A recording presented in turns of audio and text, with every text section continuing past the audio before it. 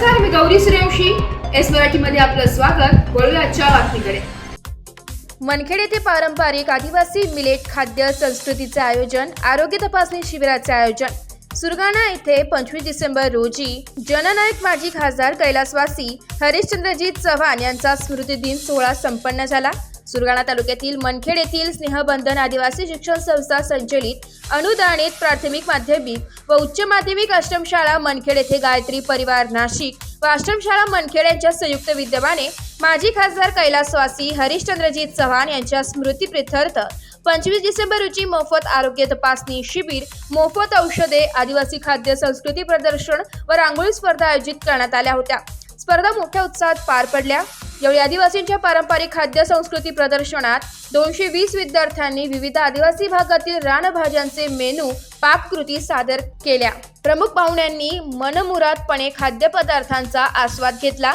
पारंपरिक पद्धतीने तयार केलेले पदार्थ हे विषमुक्त ऑर्गॅनिक मिलेट पासून तयार केले होते. अत्यंत पौष्टिक तसेच प्रथिने भरपूर प्रमाणात असतात. तसेच रांगोळी स्पर्धेमध्ये अतिशय उत्तम विविध विषयांना हात घालणाऱ्या रांगोळ्या सादर केल्या. बेटी बचाओ बेटी पढाओ भारतीय संस्कृती विषयी रांगोळी रेखाटन केलेल्या होत्या. तसेच पौष्टिक नागलीची भाकरी, उडदाचे बेसन, मिरचीचा ठेचा आश्रमशाळेतील मुलींनी तयार करून सुमारे 2000 डिश बनवून त्याची विक्री केली. यानंतर रांगोळी व रानभाज्या महोत्सवातील प्रथम, द्वितीय व तृतीय क्रमांक प्राप्त विद्यार्थ्यांना पारितोषिक व प्रमाणपत्रांचे पाहुण्यांचे हस्ते वितरण प्रदान करण्यात आले.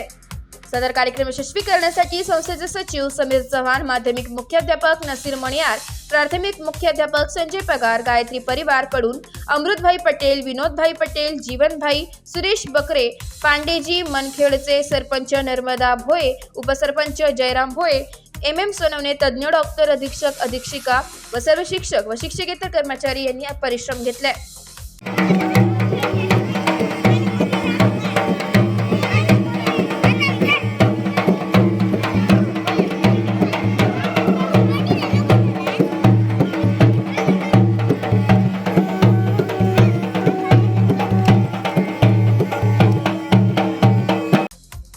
एस मराठी न्यूज साठी प्रतिनिधी रतन चौधरी, सुरगाणा. अशाच नवीन ताज्या घडामोडी जाणून घेण्यासाठी आमच्या एस मराठी न्यूज चॅनलला लाईक करा, शेअर करा, सबस्क्राईब करा आणि बेल आयकॉनला क्लिक करायला विसरू नका.